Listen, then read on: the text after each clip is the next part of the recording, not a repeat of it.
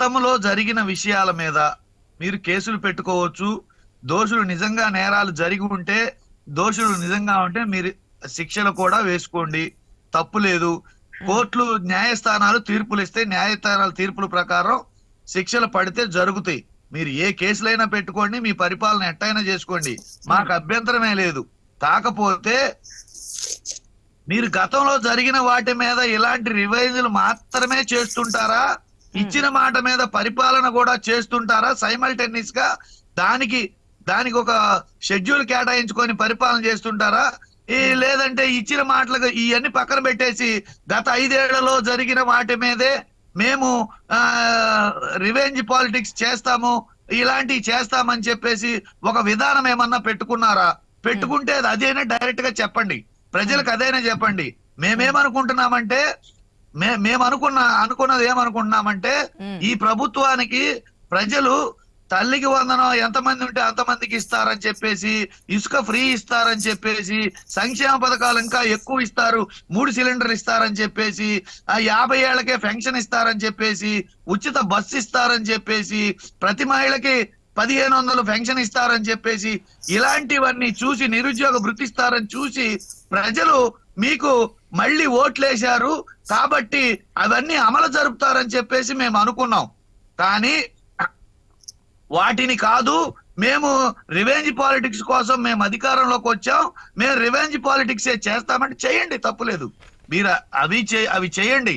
కాకపోతే ప్రజలకు ఒకసారి మాట ఇచ్చినప్పుడు ఆ మాట తప్పితే ఏం జరుగుతుంది అనేది రాబో ఎన్నికల్లో మీరు చూస్తారు.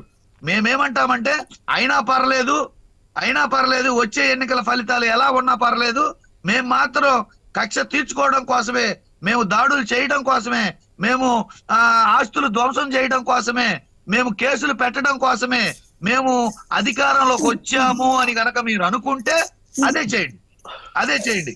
అయితే ఈ టాపిక్ లో మెయిన్ గా పరిపాలనలో ఉన్న వాళ్ళు, అధికారంలో ఉన్న వాళ్ళు కేసు పెట్టడానికి నిన్నగాక మొన్న ఒక వీడియో చూసాం మేడం, మీరు కూడా అది ప్లే చేశారు. అది ఒక మేజిస్ట్రేట్ దగ్గరికి ఒక సామాన్యుడు రక్తపు మడుగులో వచ్చి నన్ను చంపేస్తున్నారు, పోలీస్ స్టేషన్కి వెళ్తే కేసు తీసుకోలేదు, అందుకే మీ దగ్గరికి నేను వచ్చాను అని చెప్పేసి సాక్షాత్ ఒక మేజిస్ట్రేట్ దగ్గర ఒక సామాన్యుడు విలపించుకున్నాడు. అదే రఘురామకృష్ణరాజు ఎప్పుడో జరిగిన దాని మీద ఇప్పుడు ఎఫ్ఐఆర్, ఇప్పుడు కంప్లైంట్ ఇస్తే ఇమీడియట్ గా కేసు కట్టేశారు.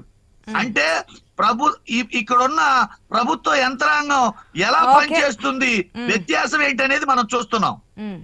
ఓకే, ఎస్ వెంకటేశ్వర రెడ్డి గారు, ఇంతకు ముందు చెప్పింది మరొకసారి చెప్తున్నానండి, ఎందుకో మనసులో ఉండిపోయింది.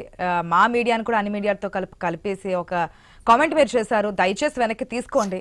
ఎందుకంటే మీరు ప్రతిరోజు డిబేట్స్ ఫాలో అవుతుంటే ఏ ఛానల్ ఏ డిబేట్స్ ఫాలో అవుతున్నారు, లేదంటే ఏ టాపిక్స్ తీసుకున్నారు అనేది ఒక క్లారిటీ అయితే ఉంటుంది. అట్లా కాకుండా మీరేదో చెప్పినట్టు గత కొన్ని రోజులుగా, ఐ థింక్ వారం 10 రోజుల నుంచి చూస్తున్నాము, ఈ ఒక్క టాపిక్కే పట్టుకున్నారు. ఈ ఒక్క టాపిక్ మీద ఏ టాపిక్ అయినా తీసుకోండి, అది తల్లికి వందనమా, ఇసుక ఏది తీసుకున్నా సరే, లేదంటే టీడీపీ ఆఫీస్ ధ్వంసం కేసులో కావచ్చు, చంద్రబాబు ఇంటి దాడి మీద విషయం కావచ్చు, ఏది తీసుకున్నా మీ టాపిక్ ఒక్కటే, కేవలం సంక్షేమ పథకాలు. ఒక్కసారి నాకు సమాధానం చెప్పండి.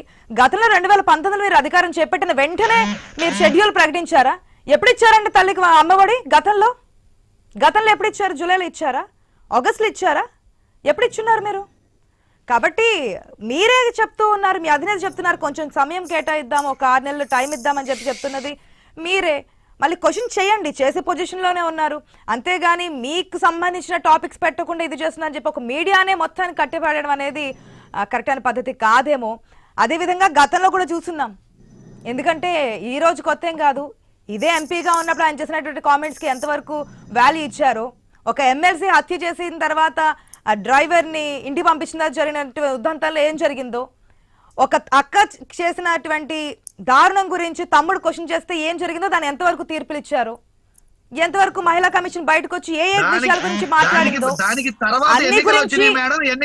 అన్ని విషయాల గురించి ప్రతిసారి డిబేట్స్ లో మేము ప్రతి అంశాన్ని కూలంకషంగానే అప్పటి నుంచి ఇప్పటి వరకు మాట్లాడుకుంటూ వచ్చాం. ఇప్పుడు కూడా అదే మాట్లాడుతూ ఉన్నాం. ఎస్, ఒక్క నిమిషం అండి. పాక సత్యనారాయణ గారు, గుడ్ మార్నింగ్ అండి. గుడ్ మార్నింగ్ సత్యనారాయణ గారు, రఘురామ కృష్ణరాజు గతంలో ఎంపీ, మనం చూస్తున్నాం ఈసారి అసలు ఏపీలో టికెట్ వస్తుందా రాదా అన్న డైలమాలో ఉండిపోయారు. తర్వాత జరిగినటువంటి సిచ్యువేషన్స్ లో ఆయన టికెట్